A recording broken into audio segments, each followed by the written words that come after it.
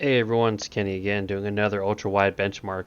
So today we're going to be playing some Hogwarts Legacy and I'm going to show you the settings from running everything on ultra with ray tracing and then also DLSS quality plus frame generation and kind of show you guys the differences in performance. And then later on we're going to do another video on comparing the 3440 by 1440 resolution to the 3840 by 1600, which is usually your 38-inch ultra wide monitors.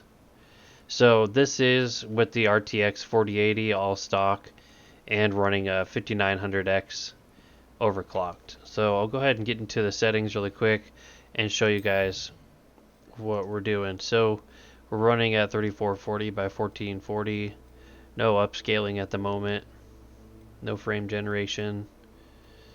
Got all this stuff turned off. We're running the 4080 and then everything is set basically to ultra except for ray tracing. We're going to turn that on here in a minute.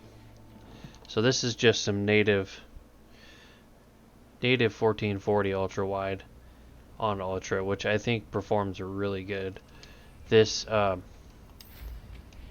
is hovering, you know, between high 80s up to the low 100s, kind of depending on where you're at. I'm going to do a little flying around so you guys can see how it does. This higher FPS, you know, anything like over 70 or 80 is just so nice when you're flying around, especially. It makes a big difference in the smoothness of the game.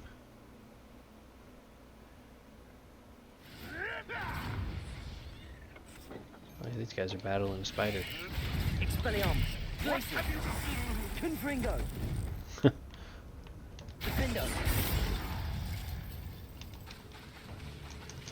I hate when I'm trying to cast a spell and it's not recharged yet.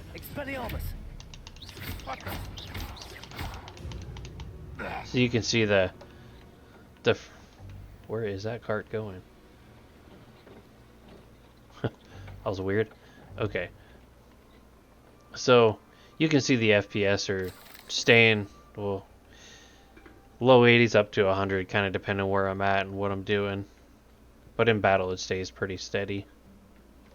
Let me go ahead and check. I can't remember if I have VSync on or not.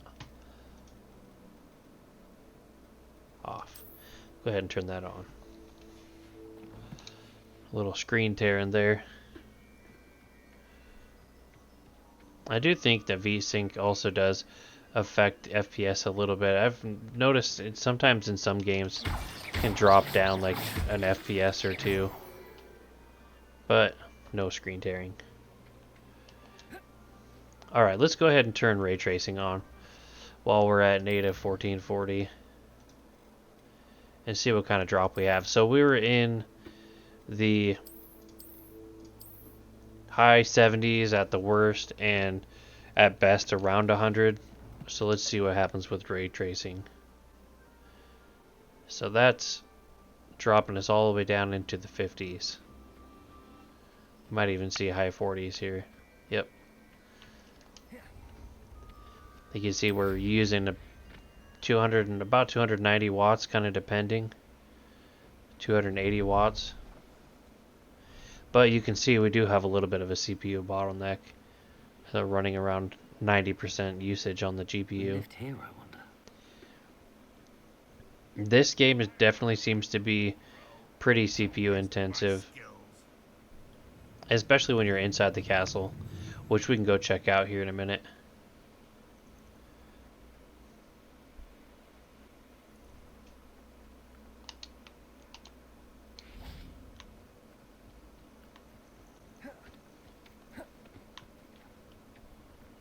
Hello. Alright, let's see what kind of drops we have here in this battle. Confringo. Expelliarmus.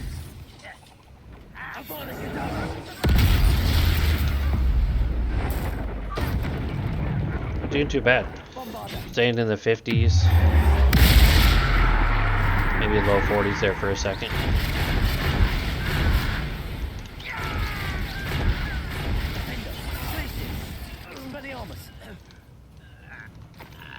High 40s. This is definitely not like ideal, but totally playable. and it looks amazing. It's such a beautiful game. It looks great.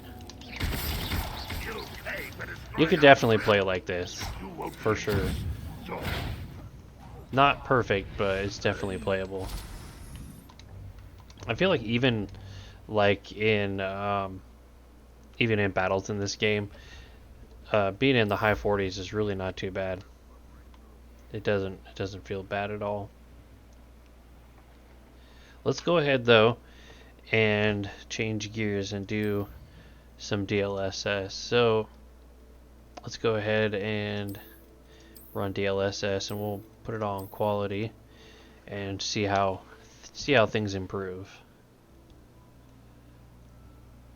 So looks like we gained 20-ish, 20 to 25 or so FPS, give or take a smidge. And this definitely makes it smooth. It's totally playable, getting up to close to 70 FPS. If you want max settings in this game with an ultra wide monitor at 1440p, DLSS quality is definitely the way to go. This looks pretty good. You can see though that my GPU usage is pretty dang low, which is a bummer. That means we could definitely be doing a little bit better if I had a faster CPU. And like I said, this is definitely one of those games where that bottlenecks my 5900X. Dangerous if I'm not careful. But can't really complain. I'm super happy with this kind of performance because everything maxed out. It looks great and it feels smooth.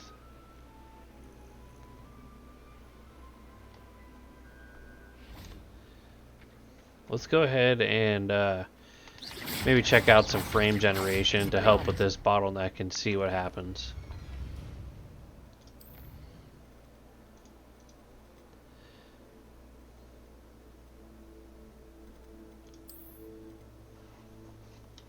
Alright, so we were in about the 70s, so not quite doubling performance, but it's pretty darn close. Now this is crazy smooth.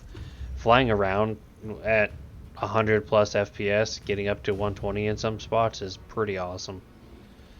And we're using a lot more of the GPU now, closer to 90%, which is still not ideal, but it's better. And again, like I could play like this all day. This is great. Really can't ask for much more in a game like this. That looks amazing. I don't think the frame generation takes too much away from this game. I think it still looks pretty good. It does soften it up a little bit. And I can sometimes see, I don't know, just like a little bit of blurriness around his body as he moves around, but for the most part it still looks really good.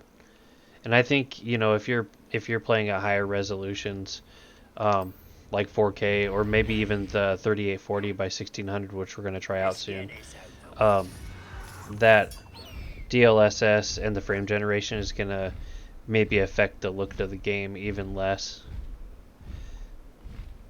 But if you have, or you're looking to get a 34 by 1440 ultra-wide monitor and you have a 4080, or you're thinking about getting a 4080, you could definitely play your games at plus 100 FPS, even maxed out. And we can totally adjust our settings, maybe even down to high, and get even more. This monitor is 144 hertz. I think we could absolutely max this out. Let's actually give it a try just for the heck of it. I know we are CPU bound, but let's just see what happens. See if we can maybe even turn off ray tracing while we have frame generation on and DLSS quality, and just see where we get. Yeah, there we go. High wing. Away, high wing. Away. So even with a bottleneck, that's enough to get us up into the 160s. So if you're running a 165 or 175 hertz 3440 by 1440 monitor, you can definitely max it out. And this game still looks awesome, even without ray tracing. It's still a beautiful game. I kind of wish that I had a faster monitor so I could kind of enjoy those extra FPS, but I guess it won't be that much different than 144. But man, does this look smooth. And it feels amazing too. Being at 150, it's super, super smooth.